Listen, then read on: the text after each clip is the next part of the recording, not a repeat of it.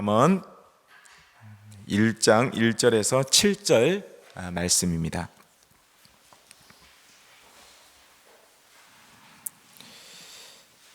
같이 한 목소리로 읽도록 하겠습니다. 잠언 1장 1절에서 7절까지 말씀입니다. 읽겠습니다. 시작. 다윗의 아들 이스라엘 왕 솔로몬의 잠언이라. 이는 지혜와 훈계를 알게 하며 명철의 말씀을 깨닫게 하며 지혜롭게 공의롭게 정의롭게 정직하게 행할 일에 대하여 훈계를 받게 하며 어리석은 자를 슬기롭게 하며 젊은 자에게 지식과 근신함을 주기 위한 것이니 지혜 있는 자는 듣고 학식이 더할 것이요 명철한 자는 지략을 얻을 것이라. 잠언과 비유와 지혜 있는 자의 말과 그 오묘한 말을 깨달으리라. 여호와를 경외하는 것이 지식의 근본이거늘 미련한 자는 지혜와 훈계를 멸시하느니라. 아멘. 잠언 오늘 이제 1장부터 5장인데요. 범위가 좀 많긴 합니다. 그래서 오늘은 이제 서론 중심으로 말씀을 전할까 합니다. 통독이 5장까지 나온 잠언으로 나온 배경이 아마 이거지 않을까라고 생각해 보면서 말씀을 전합니다. 열왕기상 저희가 이제 지난 시간에 9장부터 10장을 하다가 이제 갑자기 잠언이 나왔는데 열왕기상 4장 32절에 보면 솔로몬에 대해서 이야기하기를 그가 잠언 3,000가지를 말하였고 그의 노래는 1,005편이며 이렇게 말씀을 합니다. 그래서 이제 잠언에 대해서 솔로몬이 했던 잠언에 대해서 좀 언급을 하고 넘어가려고 하지 않았나 이렇게 생각이 듭니다. 전도서 12장 9절에도 전도자는 지혜자이어서 여전히 백성에게 지식을 가르쳤고 또 깊이 생각하고 연구하여 잠언을 많이 지었으며 라고 이야기하면서 솔로몬이 이제 잠언을 다 지은 건 아니지만 이제 주로 지었던 사람으로서 또 성경에서 이렇게 소개하고 있습니다. 그렇다면 이 잠언이라고 하는 그 이름의 뜻이 무엇인지 우리가 좀 한번 생각해 봤으면 좋겠는데요. 이 잠자가 바늘 잠자입니다. 바늘. 바늘. 그리고 말씀 원자잖아요. 그래서 바늘과 같은 말씀이다. 그런 말씀입니다. 그래서 시침 바늘 침 이렇게. 그래서 경계하다, 꽂다, 지르다 이런 의미를 가지고 있습니다. 영어로 이제 보면 속담, 격언 이런 의미를 좀 가지고 있는데요. 훈계하는 뜻을 담은 글의 형식이다. 그런 의미를 가지고 있습니다. 잠언의 저자는 솔로몬으로 대표되는데요. 1장 1절에 나왔고 10장 1절에 나왔습니다. 그러나 솔로몬 이외의 지혜자 아굴 그리고 르무엘의 이름이 또 등장하죠. 또 익명의 지혜 있는 자도 일부 기록했을 것으로 보입니다. 뿐만 아니라 잠언 25장 29장은 유다왕 히스기야의 신하들이 편집한 것이니라. 25장 1절에서 이렇게 이야기를 하고 있습니다. 그 잠언의 형식은요, 대꾸로 이루어져 있는데요. 서로 이제 대조하고 말을 또 비교하고 그다음에 이제 부연 설명하는 세 가지 형식을 통해서 말씀을 증거하고 있습니다. 잠언의 목적은 1장 오늘 읽었던 1장 7절에서 여호와를 경외하는 것이 지식의 근본이거늘 미련한 자는 지혜와 훈계를 멸시하느니라 라고 하는 말씀에 있다고 할 수 있겠습니다. 잠언은 세상을 사는 인생이 추구해야 할 삶의 지혜를 짧은 문장들로 소개한 일종의 시가서, 이게 이제 시가서지 않습니까? 시가서입니다. 물론 고대 문명이 발달한 애굽이나 바벨론 그리고 인도와 같은 나라에도 이런 지혜 문학이 발달한 것은 사실입니다. 그러나 잠언이 제시하는 지혜는 다른 나라의 지혜 문학들에서 볼 수 있는 단순히 세상을 사는 일종의 어떤 처세술이나 이런 거하고는 사뭇 다릅니다. 왜냐하면 잠언은 여호와 앞에서 하나님을 믿는 사람들이 이 세상을 하나님의 자녀로서 어떻게 바르게 살아가고 가야 되는가 하는 지혜를 가르치는데 그 목적이 있기 때문입니다. 이 이 잠언이 쓰여진 이 배경이 이스라엘이잖아요. 그래서 이스라엘이기 때문에 하나님과 관계에서의 지혜이기 때문에 세상 사람들이 말하는 어떤 불교에서의 어떤 가르침, 유교에서의 어떤 가르침, 어떤 속담집에 나와 있는 어떤 격언과 비슷한 것도 있지만 근본적으로는 하나님과의 관계 가운데 이것들이 소개되고 있기 때문에 근본적으로 다르다라고 하는 그 전제 가운데 오늘 말씀을 듣기로 원합니다. 오늘 그러면 이 목적에 대해서 우리가 좀 살펴봤는데요. 좀 더 살펴보자면 사실 이제 잠언 같은 경우는 내용과 주제가 매우 좀 다양합니다. 하지만 그 중심 주제는 방금도 잠깐 소개했습니다만 하나님과 관련되어 있죠. 예를 들어서 지식을 주제로 가르치면서도 참된 지식은 여호와를 경외하는 데서부터 비롯됨을 분명하게 인식시키고 있습니다. 미련한 것을 또 정의하면서 반대로 그것은 학문이나 배움이 없는 것이 아니라 여호와의 훈계를 멸시하는 것이라 가르칩니다. 또 하나님의 백성이 지켜야 할 법도로 육체의 정욕을 피하고 악한 동물을 멀리할 것, 물질에 대한 탐욕을 버릴 것, 이런 모든 것들을 가르치면서도 그 이유를 말씀하기를 하나님이 미워하시기 때문이다 라고 이야기를 합니다. 또 가난한 자를 돕고 형제에게 정직하게 대하며 연약한 형제의 허물을 가려주도록 교훈하면서도 이 모든 것이 하나님께 꾸어드리는 선한 행위다 라고 하면서 하나님과 관계에서 이것들을 이야기하고 있습니다.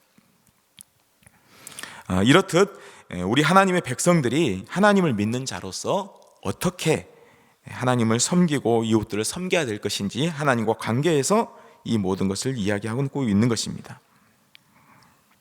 하나님 앞에서라고 하면 하나님을 경외하는 마음, 하나님을 순간순간 인정하고 의지하고 순종하는 그 마음으로, 그것이 지혜다. 그래서 그 지혜가 없이는 이 잠언에 나와 있는 모든 말씀이 다 무용지물인 것이죠.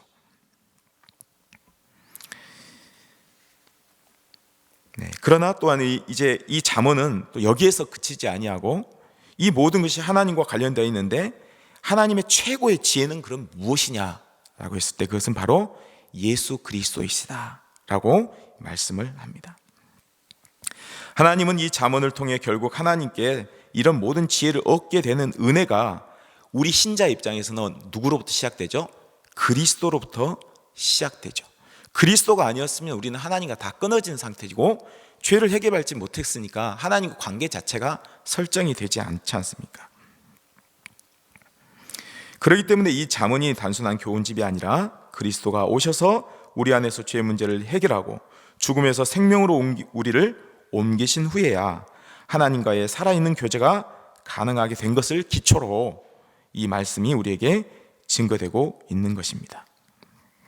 그러므로 우리 인생의 최고의 지혜는 바로 하나님이 보내신 그리스도를 믿고 의지하여 생명을 얻게 하고 이제 그의 뒤를 따라가는 것이다 할 수 있겠습니다. 즉 예수 그리스도의 십자가라는 하나님의 최고의 지혜를 통해서 생명 관계를 회복한 우리가 이제 하나님의 자녀답게 사는 길이 무엇인지를 오늘 잠언을 통해 하나님은 배우기를 원하신다라고 하는 것입니다. 자, 그럼 이제 직접 잠언 말씀 속에서 이 잠언들이 우리 인생과 신자에게 왜 필요한가를 살펴보도록 하겠습니다. 1장 2절에 보면 2절부터 4절까지 말씀을 보면 잠언을 왜 이걸 기록했는가라고 하는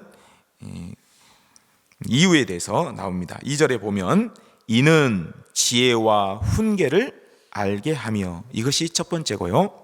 두 번째는 명철의 말씀을 깨닫게 하며, 두 번째고요. 세 번째 지혜롭게, 네 번째 공의롭게, 다섯 번째 정의롭게, 여섯 번째 정직하게 행할 일에 대하여 훈계를 받게 하며, 그 다음에 일곱 번째가 4절에 어리석은 자를 슬기롭게 하며, 여덟 번째 젊은 자에게 지식과 근신함을 주기 위한 것이니라고 잠언의 목적에 대해서 이야기를 하고, 최종 그 잠언의 목적이 뭡니까? 7절에 나와 있는 말씀이라 할 수 있겠습니다. 우리가 이제 보면 알겠지만요, 아까도 소개했습니다마는 지혜와 훈계를 알게 하고 명철의 말씀을 깨닫게 하며 지혜롭게 공의롭게 정의롭게 정직하게, 어찌 보면 다른 종교와 별 좀 다를 바 없는 그런 것 같지만 이것이 하나님과 관계에서 지혜이고 하나님과 관계에서 공의이고 하나님과 관계에서 정의이고 하나님과 관계에서 정직이기 때문에 단순히 어떤 사람들과의 어떤 누구보다 좀 낫다라고 하는 것이 아니라 하나님과의 관계에서의 정직이고 또 공의이고 정의이고 이렇기 때문에 이것 자체가 수준이 다른 의미로 우리가 이해를 해야 된다라고 하는 것입니다. 오늘 7절 말씀을 통해서 우리가 다시 한번 이 주제에 대해서 좀 이야기 듣기를 원하는데요. 여호와를 경외하는 것이 어떻게 지식의 근본인가라고 하는 말씀을 뜻을 한번 더 살펴보도록 하겠습니다. 여호와를 경외한다. 여호와를 경외하는 것이 지식의 근본이 되는 것은 모든 지식을 사실 얻지만, 우리가 여기서 31장까지 있는데요, 이 말씀을 사실 지식적으로 다 알아도 하나님을 두려워하는 마음이 없다면 이 지식이 다 무슨 소용이 있겠어요? 지킬 수 있는 힘이 없다고 하는 것입니다. 하나님이 이 세상을 만드셨고, 그분이 이 세상에 창조주고, 그분이 이 세상을 창조하시고 나서 이 세상의 통치 원리를 다 정하신 분입니다. 그런데 그거에 대한 하나님께 대한 경외함, 하나님께 대한 인정함이 전제되지 않고 순간순간 전제되지 않는다면 이 지식이 다 무슨 소용이 있겠습니까? 그렇기 때문에 우리는 이 경외한다는 말씀 속에 하나님이 나의 창조주시고 나는 피조물이구나, 그렇다면 이 세상이 어떻게 돌아가겠는가, 하나님의 통치 원리는 바로 하나님이 내신 이 모든 말씀 가운데 있다고 하는 것을 알 때, 내가 내 머리로 이 세상을 살아가고 내 경험과 판단으로 살아가는 것이 아니라 이 하나님의 말씀 속에 하나님의 통치 원리가 있고 하나님의 뜻이 있으니 이것을 따라가는 것이 지혜겠구나, 하나님의 말씀을 순종함이 지혜이구나 라고 하는 것을 인정할 때 이 지식이 우리에게 산 지식이 될 수 있다고 하는 것입니다. 여호와를 경외하는 것이 그러므로 지식의 근본이다. 그리고 모든 것의 근본이란 말은 출발점이다라고 하는 말씀이거든요. 그래서 사실 하나님이 이 세상의 지식이 사실 다 어디서 나왔습니까? 하나님이 다 만든 것에서 나왔잖아요. 예를 들면 과학, 수학, 이런 모든 국어, 이것이 하나님이 창조하신 모든 창조 그 물 가운데서 또 창조의 원칙을 하나님이 또 정하셨잖아요. 이것에서 다 나오기 때문에 하나님을 알지 못하고 하나님을 인정하지 않고 이 지식은 다 소용없는 지식이 된다고 하는 것입니다.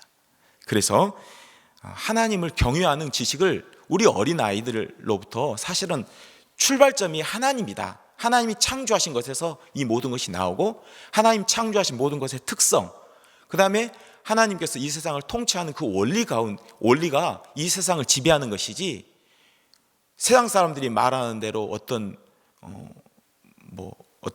그런 것들이 이 세상을 지배하는 것이 보이지만 그 배후에 하나님의 거대한 통치 원리가 이 세상에 작동하고 있다라고 하는 것을 가르쳐야 아이들이 이 말씀을 보게 되고 이 말씀을 존중하게 되고 이 말씀을 사랑하게 되고 이 말씀을 순종할 수 있는 동기를 얻게 된다라고 하는 것입니다. 그래서 이제 5장까지인데요. 우리가 이제 간단하게 좀 요점만 다른 장들을 좀 넘어가면서 보기를 원하는데요. 특별히 1장부터 9장은 청년들에게 주시는 말씀이다라고 할 수 있습니다. 그러나 비단 청년들만에 주신 말씀이다라고 할 수 있겠습니까? 왜냐하면 8절에 보시면 내 아들아 내 아비의 훈계를 들으며 내 어미의 법을 떠나지 말라 그랬습니다. 자, 그렇다면 저와 여러분 가운데 부모님이 지금 세상을 떠나신 분도 계시고 계신 분도 계실 텐데 우리가 다 사실은 부모님으로부터는 아들이지 않습니까? 그리고 딸이고. 그래서 이 말씀을 우리 부모로부터 듣는 건 아니죠. 하지만 우리 자신이 누굽니까? 하나님의 자녀잖아요. 아들이고 딸인데 이 말씀이 어찌 우리 청년들에게만 주시는 말씀이라 할 수 있겠습니까? 말씀을 또 넘어가 보면 또 2장에 보면 내 아들아 내가 만일 나의 말을 받으며 나의 계명을 내게 간직하며, 은을 구하는 것 같이 4절에 그것을 구하며 감추어진 보배를 찾는 것 같이 그것을 찾으면 여호와 경외하기를 깨달으며 하나님을 알게 되리니 대저 여호와는 지혜를 주시며 지식과 명철을 그 입에서 내심이며. 이게 바로 이제 하나님에 대한 인정함이 그분이 이 세상의 주인이시고 통치자이시구나 라고 하는 인정함이, 경외함이 출발점이 될 때 우리가 이 말씀을 듣게 된다라고 하는 것입니다. 계속 소개하겠습니다마는 내 아들아 내 아들아 계속 나옵니다. 3장 1절에 내 아들아 나의 법을 잊어버리지 말고 내 마음으로 나의 명령을 지키라. 3절에 인자와 진리가 내게서 떠나지 말게 하고 그것을 내 목에 매며 내 마음판에 새기라. 그리하면 내가 하나님과 사람 앞에서 은총과 귀중히 여김을 받으리라. 너는 마음을 다하여 여호와를 신뢰하고 내 명철을 의지하지 말라. 너는 범사에 그를 인정하라. 그리하면 내 길을 지도하시리라. 스스로 지혜롭게 여기지 말지어다. 여호와를 경외하며 악을 떠날지어다. 보면요, 세상 사람들하고 전제가 다릅니다. 그죠? 세상 사람들은 그냥 어떤 격언이 있으면 그걸 가지고 좋은 말씀이야, 이 말씀대로 살면 좋겠군, 이렇게 나가죠.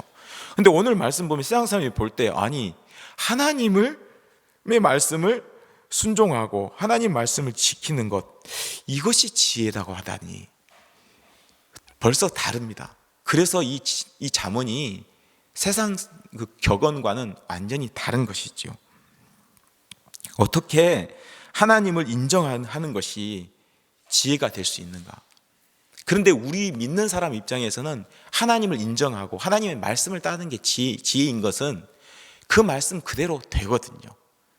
그런데 나중에 이제 쭉 보면 또 아시겠습니다만은 하나님이 이 세상을 통치하시는 원리가 어떨 때는 이 말씀대로 하는데 아닌 것 같은데 라고 하는 착각이 좀 들 수 있습니다. 왜냐하면 이 세상의 통치 원리는 크게 4가지로 작동이 되고 있거든요. 그게 뭐냐면 하나님께서 처음에 인간을 창조하셨을 때의 통치 원리가 있고요, 그게 이제 창조 원리입니다.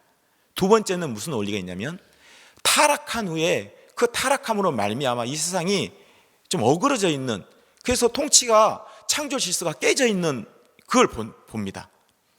그 다음에 이제 세 번째 원리는 뭐냐면 예수 그리스도를 믿고 나서 구속받은 후에 어떤 통치 원리입니다.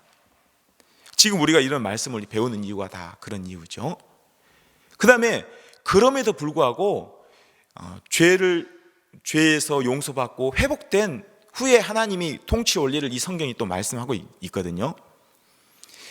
그런데 이것만으로는 또 설명이 안 되는 게, 어찌 보면 이 세상의 악한 자들이 이 땅에서는 더 득세하고 더 잘 살고 병 없이 죽는 사람도 있다고 성경은 말씀하고 있거든요. 그러고 보면 신자는 이 땅에서 퀘스천 마크를 찍히는 거예요. 아니 하나님의 말씀, 분명히 하나님 말씀대로 살면 평강과 축복이 있다고 했는데 또 이 세상은 또 왜 이런가? 또 악한 자는 좀 뭐야? 하나님이 살아계시면 악한 자를 징벌하시고 심판하셔야 되는데 왜 이 세상이 이 모양이지? 이런 이야기를 할 수 있다는 것입니다. 그러나 4가지 통치 원리 중에 마지막 원리는 뭐냐면 하나님께서 예수 그리스도의 재림을 통해서 이제 이 땅을 우리가 그렇게 궁금함을 가졌던 그 악인들에 대한 심판이 이루어짐으로 말미암아서 하나님의 4가지 통치 원리가 이제는 그의 재림을 통해서 완벽하게 이루어진다고 하는 것입니다. 그래서 오늘 이 잠언 말씀을 이제 끝까지 읽어보시면서 이게 좀 아닌 것 같은데 라고 하는 그 말씀이 그 4가지 통치 원리를 통해서 결국에는 실현된다고 하는 말씀입니다. 그래서 이것을 이제 아는 사람들은 아하, 하나님의 말씀이 참으로 진실하고 그대로 이루어진다는 그 신뢰 가운데 하나님을 더욱더 인정하고 의지하고 순종하는 모습으로 우리 삶 속에 나타난다고 하는 것입니다. 참 놀랍습니다. 하나님을 참 경외하는 것이 지혜이고 그것이 바로 참 우리에게 참 귀한 지혜다라고 하는 것이 너무 세상에서 듣지 못한 말씀이기 때문에 너무 귀하다 생각이 듭니다. 11절에 내 아들아 여호와의 징계를 경히 여기지 말라. 그의 꾸지람을 싫어하지 말라. 그러면서 징계에 대한 것이 쭉 나오죠. 그리고 무엇보다 지혜를 얻기를 간절히 원합니다. 지혜라는 게 이제 뭐라 했죠? 여호와를 경외하는 믿음. 이것이 이제 지혜인데요. 그것이 항상 되어 있을 때 이 모든 것을 행할 수 있게 되는 거죠. 그리고 4장에서도 아들들아 아비의 훈계를 들으며 명철을 얻기에 주의하라. 그러면 3절에 나도 내 아버지에게 아들이었으며 내 어머니 보기에 유약한 외아들이었노라. 아버지가 내게 가르쳐 이르기를 내 말을 내 마음에 두라. 내 명령을 지키라. 그리하면 살리라. 그래서 이 말씀을 들을 때요, 마치 우리 아버지가 우리 자녀들 키울 때 훈계하고 잘 되기를 바라서 말씀하시는 것처럼 하나님을 아버지로, 예수 그리스도를 통해서 아버지로 모시건 우리가 이것을 들을 때 훈계라고 하는 어떤 딱딱하고 무섭고 이런 느낌이 아니라 하나님 아버지께서 우리를 아들을 삼으시고 너무 사랑하시고 거룩하고 흠이 없고 책망할 것이 없는 그런 성도들로 우리를 빚어가기 위해서 이 말씀을 사랑으로 말씀하셨다라고 하는 것을 생각하면서 할 때에 이 말씀이 우리에게 사랑의 말씀으로 들릴 줄 믿습니다. 10절에도 내 아들아 내 아들아 들으라. 내 말을 받으라. 그리하면 내 생명의 해가 길리라. 또 20절에도 내 아들아 내 말에 주의하며 내가 말하는 것에 내 귀를 기울이라. 이렇게 하면서 계속 하나님의 말씀을 들으라, 주의하라, 기울이라. 5장에서도 마찬가지입니다. 내 아들아 내 지혜에 주의하며 내 명철에 귀를 기울여서 근신을 지키며 내 입술로 지식을 지키도록 가라. 7절에 그런즉 아들들아 나에게 들으며 내 입의 말을 버리지 말고, 이렇게 말씀합니다. 이렇게 오늘 1장부터 5장까지가 이런 하나님의 사랑 어린 그 사랑이 가득 담긴 말씀으로서 우리 자녀들에게 말씀하고 있는 것을 생각할 때 우리가 이 말씀을 잘 귀 담아 들어서 우리 인생 예수 그리스도를 평생 닮아가고 하나님의 통치 원리를 받음으로 하나님이 정해 주신 그 사랑의 울타리 경계선 안에서 정말 행복과 감사가 넘치는 자녀의 삶이 되기를 축복합니다. 같이 한번 제가 기도하고 오늘 또 하나님께서 새벽에 불러주셨는데 또 교회와 가정과 나 자신을 위해서 간절히 기도하도록 하겠습니다. 제가 먼저 기도하겠습니다. 하나님 아버지 감사합니다. 이스라엘을 택하여서 마치 자녀를 옆에 두고 그 아버지가 그가 살아가야 될 먼 인생을 바라보면서 또 구속받은 자녀에게 자녀가 어떻게 살아야 되는지, 내 자녀는 어떻게 살아야 되는지 정말 간절하고 사랑이 담긴 말씀으로 말씀하셨듯이 오늘 우리에게 이 잠언을 주셔서 정말 우리 택하신 자녀들이 정말 예수 그리스도처럼 거룩하고 흠이 없는 분처럼 닮아가기를 원하시고 또 하나님의 통치 원리를 받들어 이 땅 가운데서 아버지 하나님 그 행복과 그 하나님 감사가 넘치는 삶을 정말 하나님 덕분에 살고 있습니다라고 하는 그 고백을 우리에게 나오도록 하기 위해서 귀한 말씀을 주신 줄 압니다. 이 말씀이 우리 삶의 경계가 되고 기준이 되고 모든 지식의 출발점이 될 수 있도록 우리에게 이런 지혜를 허락하여 주옵소서. 하나님 출타 중인 담임 목사님 또 사모님 기억하여 주시고 하나님 안에서 좋은 여행이 될 수 있도록 은혜 베풀어 주옵소서. 아버지 하나님 5일 하나 전도 축제를 앞두고 또 오늘 화요 전대대로 또 모이고 또 각종 우리 각 부서에서 전도대가 또 나가서 아버지 하나님 복음을 전할 때 하나님 함께하여 주시고 정말 하나님 잃어버린 영혼이 주님께 돌아오는 그 목적 하나로 우리가 복음 전하러 나갈 수 있도록 인도하여 주옵소서. 하나님 감사합니다. 오늘도 우리 가정을 지키시고 또 교회를 지키시고 우리 직장 삶 가운데서 하나님을 믿는 자녀로서 하나님께 영광 돌릴 수 있는 삶을 살 수 있도록 도와주옵소서. 오늘도 아버지 헌금으로 하나님 앞에 예물 드리며 하나님 모든 것이 하나님의 것입니다 고백하는 정말 하나님 귀한 성도가 있습니다. 그 마음 믿음 받으시고 영광 받아 주옵소서. 감사하며 예수님의 이름으로 기도드립니다. 아멘. 우리 오늘 각자 마음에 품은 소원을 가지고 하나님 앞에 또 교회와 가정과 직장을 위해서 자신을 위해서 같이 기도하도록 하겠습니다. 기도하겠습니다.